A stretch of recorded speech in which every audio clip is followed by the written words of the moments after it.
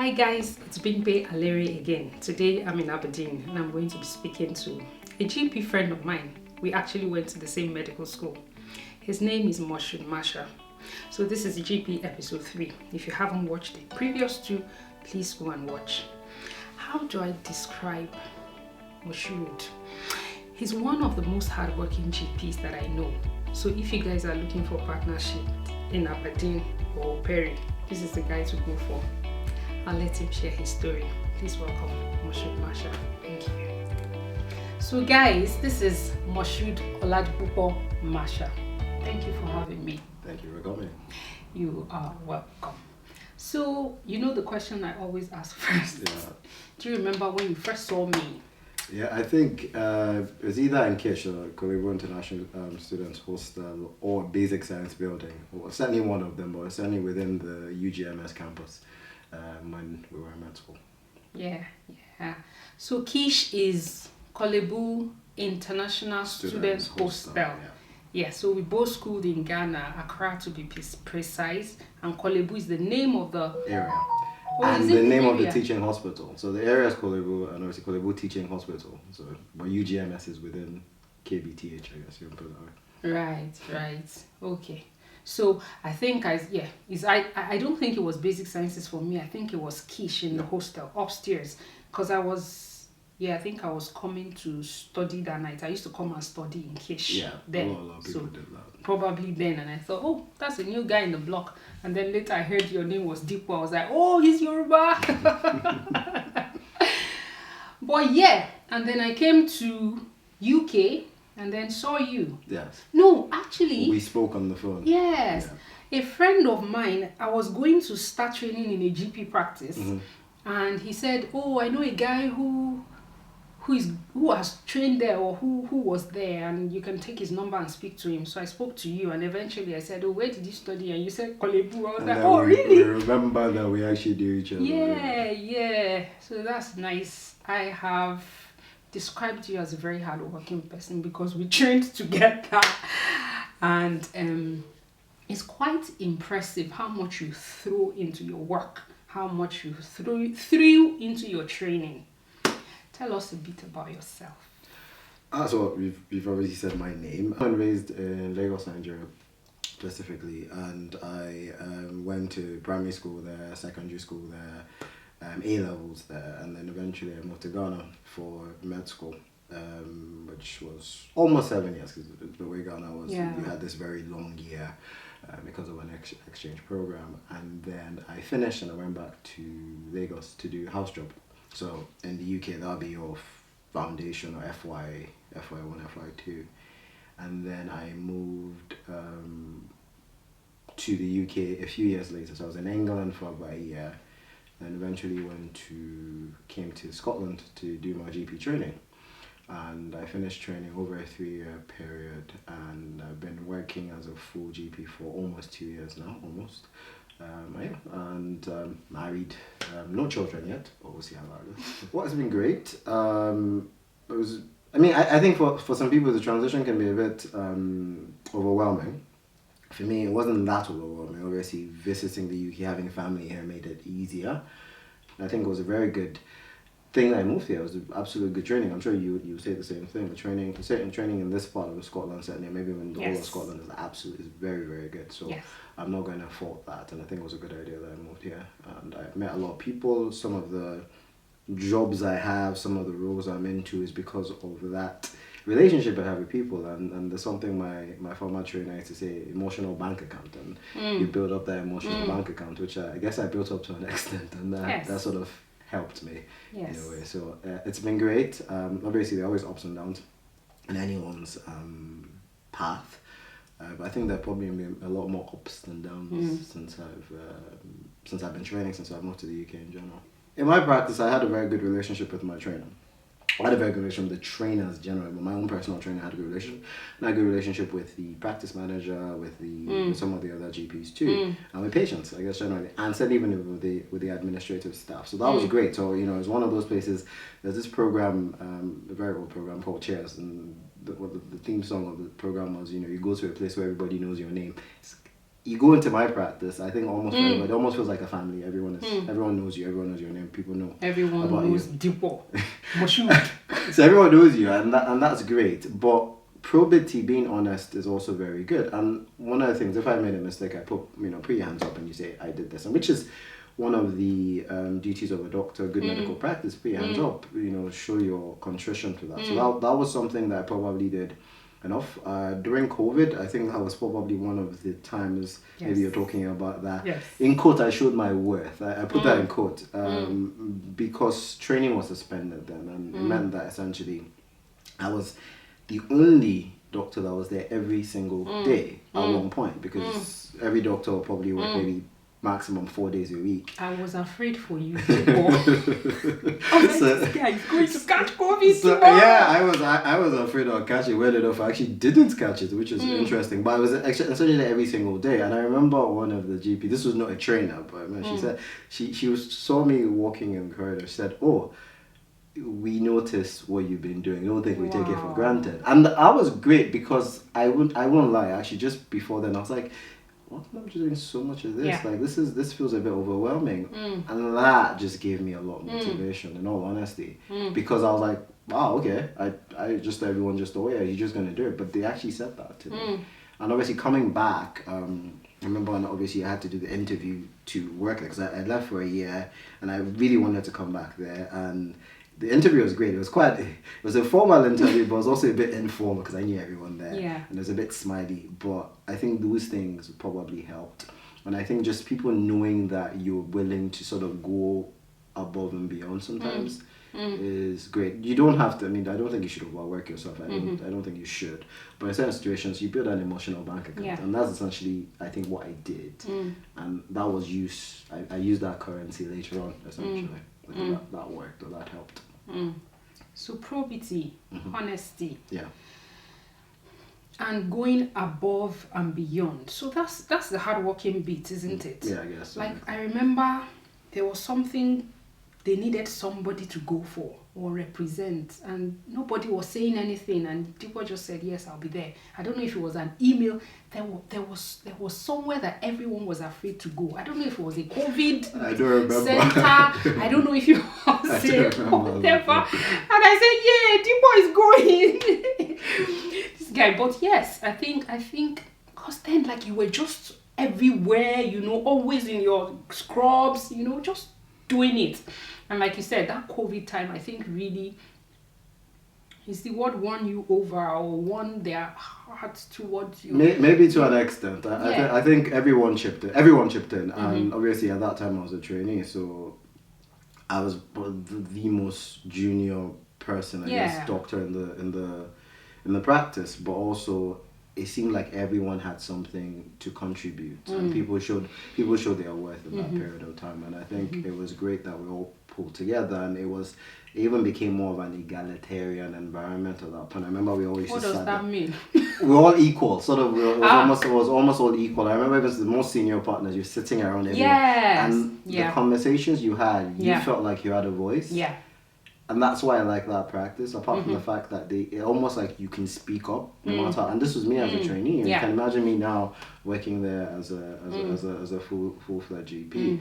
So it's very good. And I think my trainer had mentioned that when we started, that, this place, we all on the same level, which I was like, really? But to an extent, it was true. Yeah. Right. So you are associate advisor to NHS Education for Scotland. Yes, I'm one of the associate advisors in the Northeast for NHS Education for Scotland. Yeah. That's a big role, Dipo. Yes, I think with prospects. With prospects, the title makes it seem like it's very, very, very important, but it's a role, and it's an educational role. And I think one of the things is, I obviously trained in the Northeast and in NES. So NES was my employer when I was a trainee, and NES was my employer now as an associate advisor. And it's great because some of the people I work with are sort of my superiors at the moment too. I trained sort of under them. They were my either training program directors or associate advisors when I was a trainee. So it's such a very nice place. You walk in there, no one is, you don't have to feel like, oh, you're a subordinate or anything like that. Everybody's just mellow. The assistant director and I went on a trip to Edinburgh recently. We were sitting together just chatting. No one realized that she's way above my superior. So it's very, very nice environment. So apart from my training practice, that environment is also absolutely lovely, to be honest. It's almost like a bit of a family also. Yeah. So you spoke about emotional bank account. Yes. One, do you think that also helped you get this role? Mm-hmm.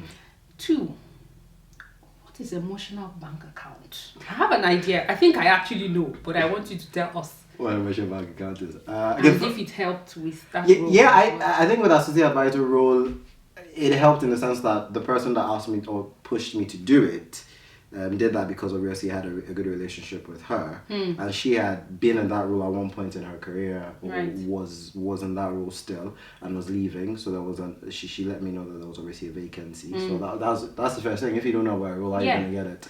So that was the first thing that happened, and getting it, I guess in a way, the people that employed me then, they knew me. I'd done a few things for NES anyways as a trainee. Yes. In terms of, there's a program called STEP, which I do as part of the advice. I actually used to do that program, but as a trainee or when I was a GP registrar, I did a few things for them too. So people knew me from that point of view, Right. from a NES point of view. So I already had a bit of a background with NES. So coming to work for NES was probably a next step, and I'd done something called Career Start, or was in the Career Start role, which was also a medical educational thing. So I already was sort of within that environment. So when I applied for the role, I was sort of a known entity to an extent. Obviously, it is a very big role. There is a lot of responsibility in it. So they obviously had to check that I was right for it, and at least I'm still in the job. So I guess that's fine. In terms of emotional bank account, there's a book, there's an author called Paulo Coelho, and in his book, he puts it another way. It's called the favor bank. So essentially, when you do something for somebody, or they do something for you, it piles up and it keeps piling up, and then maybe when you want to sort of collect, you can come back, and it sounds very transactional, but that's not what it is. Essentially, obviously, if you're very nice to somebody, they may never ever need to do anything for you, but they remember you. They remember you in a good way. They remember you did something. They remember, oh, this person actually has credibility, is nice, is this, is that, and that's how you build that emotional bank account. So you just saying hello to somebody, how's your day, how's your husband, how's your wife, how are your kids, today's your birthday, how's that going, what have you, you've had a bad day, you go say hello, pat someone on the back. That builds up that emotional bank account because they remember that this person was nice to me, and I think that's essentially what that is. So as much as we live in a very maybe corporate capitalist environment, there are people that are very friendly, emotional. There's still a human aspect to all the things that we do, and that's where the emotional bank comes into play. So in a way, you can say there's a bit of nepotism in that, but it's not nepotism in a cynical way. It's that obviously the person knows you're good or you're worth something, so they're happy to support you. I'm sure somebody watching will think, oh, everything is all rosy and sweet and nice. What are the challenges you faced in this journey that you don't mind sharing? So I think the first challenge is, even the plan of moving in the first place. That in itself can be quite overwhelming. And I remember, I don't think my initial plan was actually to move to the UK. And I think I had a chat with my dad, and he was like, why don't you think about that? All that. So even that step. And then writing the exams, that was another thing. I remember when I wrote the exam, I thought, oh man, you're going to fail. Was that Plab 1 or 2? Plab 2, because I did Plab 1 in Nigeria. So I came to the UK to do Plab 2. I thought you were going to fail. And I just kept ruminating about all the things I'd done.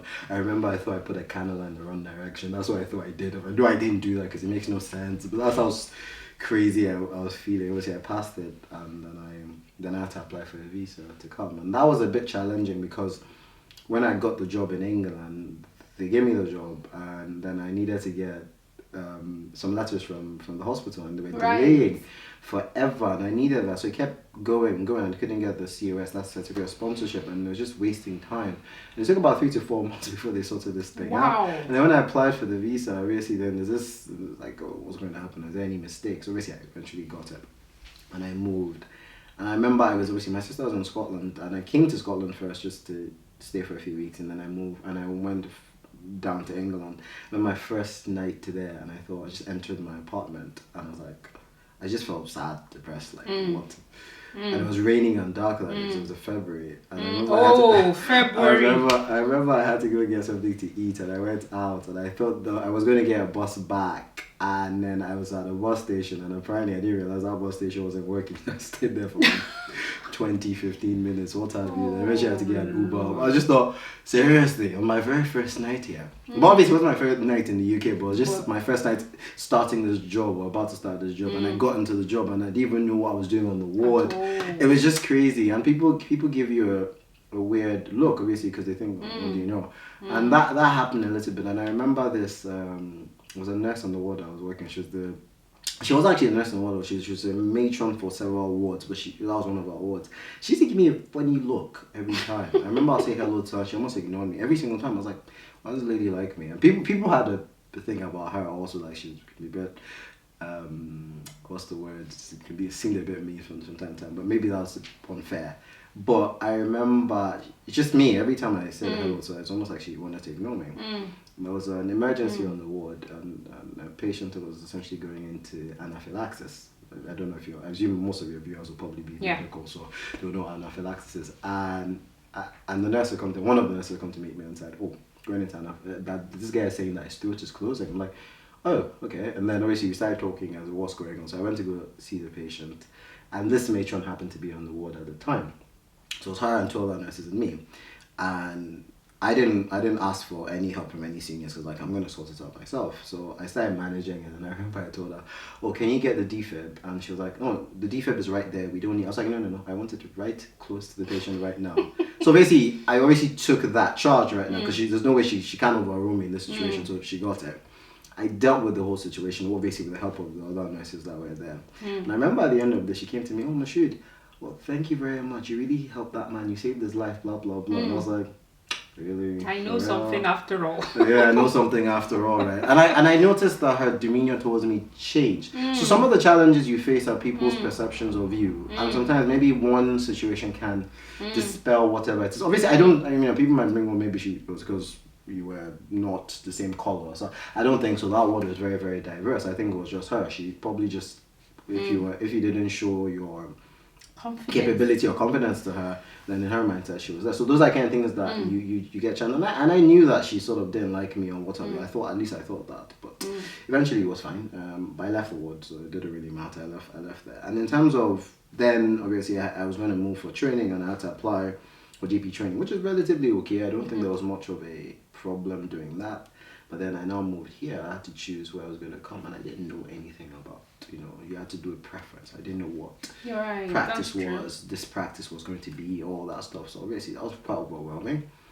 But my very first week here, obviously I had my trainer. She's very nice. This is where she started teaching me about emotional bank account. And that's the first time I heard that phrase. And we started building that emotional bank account with each other. Started trusting each other. In terms of other challenges, obviously, people have said, or the microaggressions that people may have, that you might think people might seem a bit racist, what have you. But you deal with that, and you call it out sometimes, and other times you ignore it. Yeah. I think for me, who's coming from Nigeria, from Africa, it's easy to ignore, because, to be honest, you're not black until you leave Africa. But when you've lived here all your life and you feel that's true. No, Deepo, there's something called colorism. Have you heard of it? No, there's colorism there, and but what I mean is actual racism. Because no one is going to say, oh, see that person, because everyone is black essentially. But when you move, you're not black until you leave Africa, and when you do, then people start going, okay. And you notice that obviously people ask you, this is Scotland, this is not East, so you stand out. Yeah. And people will make certain statements. They may or may not be racist statements, but they're obviously statements that you may feel uncomfortable with. Where are you from originally? Or, oh, you're quite far from home, aren't you? You get statements like, and you're like, or you speak good English. Oh, yeah. Where did you learn English from? Yeah. That kind of stuff. But, you get all of that, but you deal with it because it's life. And sometimes you educate people and they learn something, or you ignore it, because unfortunately our profession means that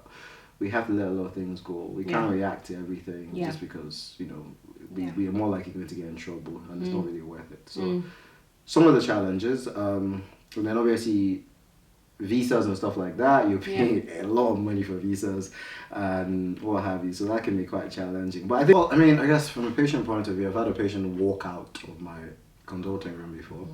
And I mean, patients work out people's consulting room all the time. It does happen. But in this case, it's quite interesting because I think it was a father and a daughter came in, and I looked at examined the child, and I thought there's really nothing I could do. The person wanted some scan of some sort. And I said, well, I don't think it's necessary for a scan, watch and wait policy, let's see how we do. And the person got upset and walked out. And I was like, what's going on here? And the person went to meet a colleague of mine who happened to be, I guess, Caucasian also. And I think they spoke to him and he was fine with it. It started making me think. Sometimes, I guess, in this environment, sometimes you might think, oh yeah, could it be a racial thing? And I wasn't sure. I'm not going to say it was, but it was something that did bug me in the sense that why? I mean, I told you exactly what that person said. I explained it well. My trainer would say stuff like, sometimes it's the way you say stuff. Maybe you can try a different way, reflect, all that stuff. And it's true, but in reality, sometimes people are just not very pleasant. And I remember I had a conversation when I was a trainee. I had a conversation with a group. We had this Wednesday group, and we had a team leader.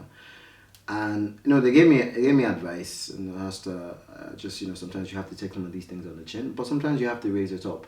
Unfortunately, when it comes to patients, it's very difficult to deal with their transgressions because you're not going to say, I'm not going to treat a patient. That doesn't happen. But I guess you have to build your own resilience. And I think what's happened is, that's a different situation. The person didn't say anything or was abusive or anything. They just walked out. But if somebody is abusive, I guess sometimes you will call it out, and maybe you don't take abuse. The NHS is supposed to have zero tolerance for any sort of abuse or racism or marginalization or any sort of insults. But in certain situations, you just have to sometimes stoop to conquer, and other situations you just have to deal with it. In that situation, I did feel like you will feel bad. I felt a bit off, but I guess I dealt with it. I realized that maybe he was just upset that he didn't get what he wanted. And maybe when someone else spoke to him, he realized there was no other way. Or maybe the individual actually, there was something else underlying that. I can't make assumptions, but it would run in my head that maybe there was something off here. But I don't know. I may never know. I probably will never know, but it's something that I think anyone who was an immigrant or ethnic minority would think about. For people watching this, you will go through situations like that. Don't always assume that it is a person being nasty on purpose to you. They may just be having a bad day. So that's another way of looking at it. So let's go to Nigeria. Tell us a little story about Nigeria. Something, how is Nigeria? Do you miss home? Do you go back? Do you plan to go back home? Or are you staying here forever? Yeah, I certainly miss Nigeria. It's weather-wise, certainly, food-wise, parents, family. Food. But going back, certainly no plans at the moment. While I was there, quite interesting if I think about it, I probably spent more of my childhood in Nigeria, more of my adulthood outside Nigeria, if I think of it, because I was in Ghana, the UK. So as an adult, I was probably spent more time outside Nigeria than I have in it. But childhood, it was great. I went to King's College, so that Did was, you? Yeah, I did. You might know my brother. I might, and it was great. Obviously, it's a school that has its legacy and what have you. So that was nice. Meeting all people from there. Primary school was also amazing. A-level, same thing. So quite a lot of friends that I made then, I still keep in touch with. I remember driving a few years ago. I drove past my primary school. This is quite nice actually. It's just the fact that I still there. Last one, but it's such a I remember my days going into that primary school. So small, and now this big guy. But you always remember that as a child. So it's quite good. Being with my grandparents after school. Because of that, essentially, that's why I stayed after school. Then I go back home, missing that driving. Obviously, my grandparents have passed away, so it brings that nostalgia back when you think about it. But I mean, people have to grow, people have to develop. But yeah, and yeah, that'll be it. I don't think I have any plans right now of going back just now. I'm primary care, and I think I remember watching one of your videos of one of the GP said, I think it was Pakistan, primary care also in Nigeria is not that well developed. I think that's one of the sad things, because primary care really is the backbone of any healthcare service. If you focus mostly on secondary care, it does not do well. You know, you can manage a lot of things within a community that does not have to go into a specialist situation, and we're missing that in Nigeria, significantly missing that.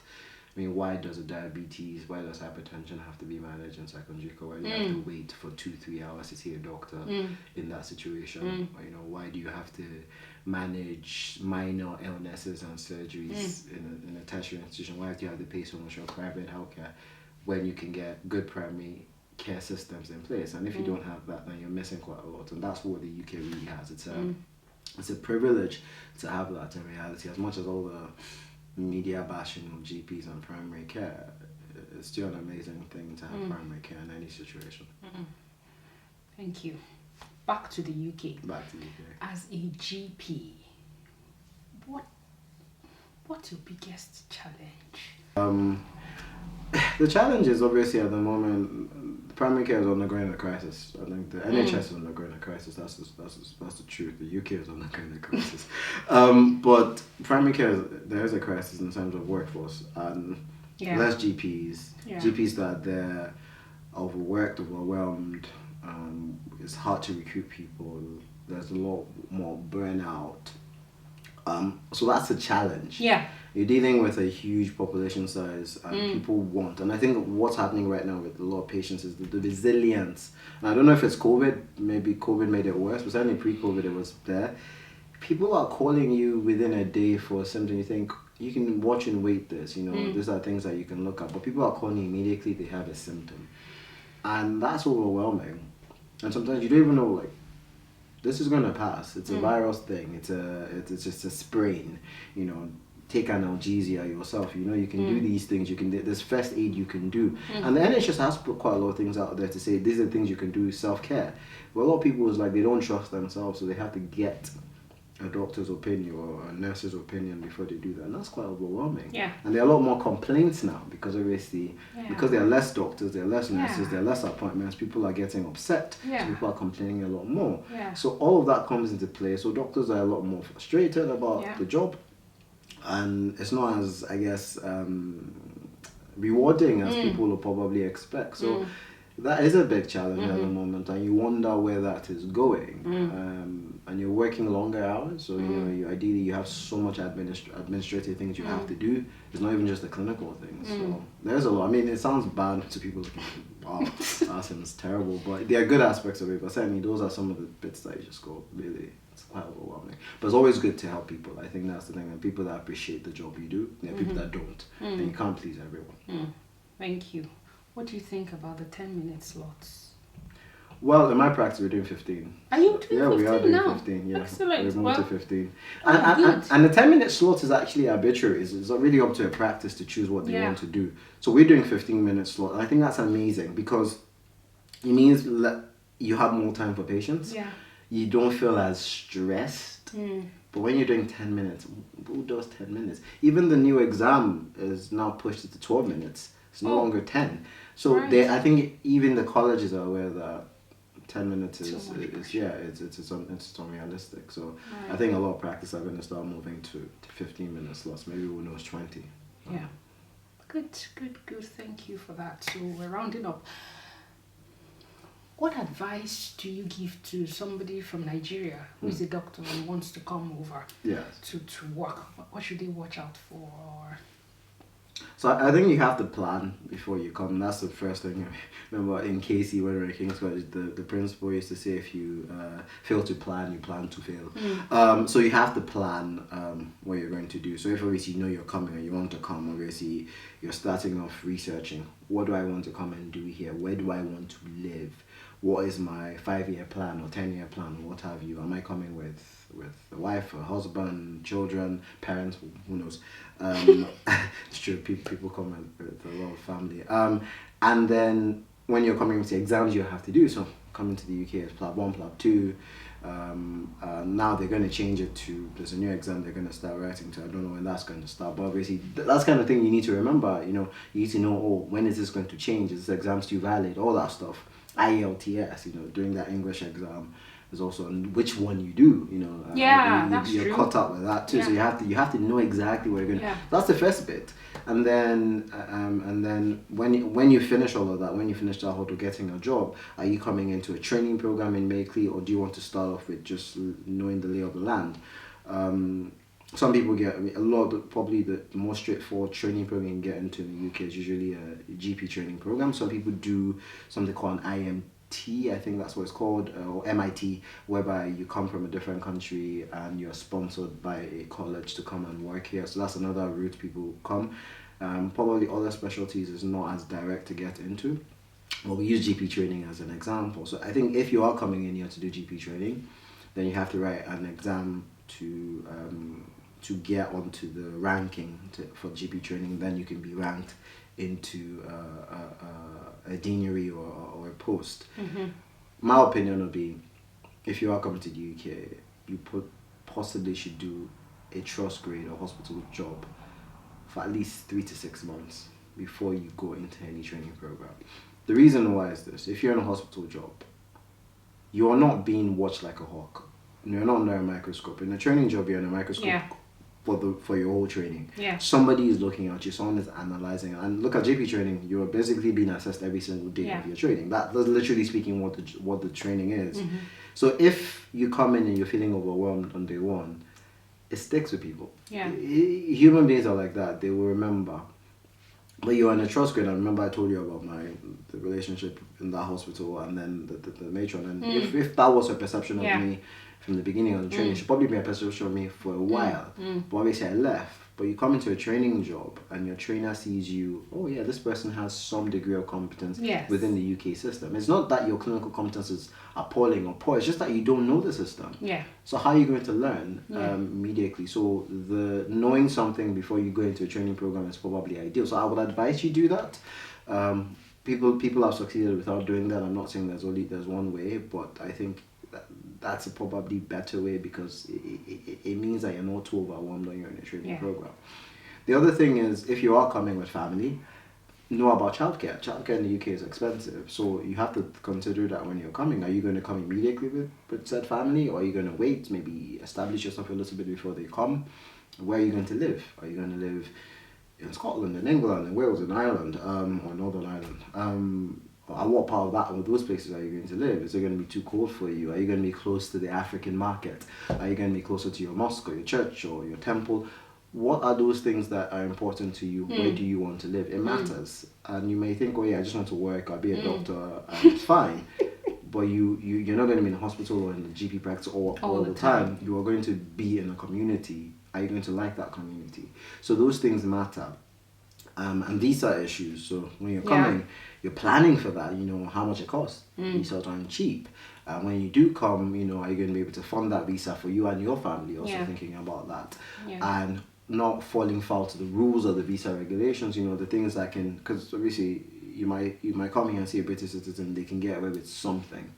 They're citizens, they're not going to get deported, are they? Yeah. Or get their visa revoked. Yeah. But if you do something, that may affect you. So you need to know the rules and the regulations. Which you don't have to read the whole Home Office regulations, but there should be some things that you should know that, okay, if I don't have this, it means this will be null and void. All of that stuff. Maybe speak to a lawyer. I mean, those are the kind of things or speak to people. It doesn't have to be a lawyer. Speak to other people that have gone through the process, and they will tell you the things that they face, the challenges they face. But it's important that you do a bit of research before you come, because it's not just all beds or roses that you come in and you're like, yeah, great, I've moved to the UK, everything is fine. There will be challenges. You will deal with the weather. You will deal with the accommodation problems, with driving visa problems. test. Driving test, yeah. Driving test for me was one of the biggest challenges. Talking about that, I'm not going to tell you how many times I tried that. I'm not going to mention, but it was a big challenge. And as a GP trainee, I needed to pass my driving test to do home visits, and that was quite overwhelming when I had to keep doing the driving test and all. So that in itself is a problem. So there's so many things that you will face. But to be honest, there's so many things you will face that you will overcome, because other people have overcome it. So that's the truth. You will overcome it. You just need to know that there are challenges that you need to deal with. Welcome. Thank you very much, Moshood, Thank you. for having me. And I'll have you another time maybe when you are, I don't know, college dean or something. Seriously. This guy, I've told you guys, chase him. I've told him, I said, Dipo, don't forget me in the future. Thank you once again. You're welcome. Thank you for coming. Nice to have you. Thank you guys once again for watching. So that was Moshood Dipo Marshall. I think it was brilliant. If you have any questions about training, about working in the UK, just put the questions down below. I'm sure Dipo is more than happy to answer your questions. But I really appreciate you watching. Take care. See you next time. Bye. Marshall, my partner. When I start a practice, I'm going to steal him from wherever he is. He's coming to join. You should not let this video spread. I know. Oh, I had my questions in my mind, but I lost them when you said nepotism.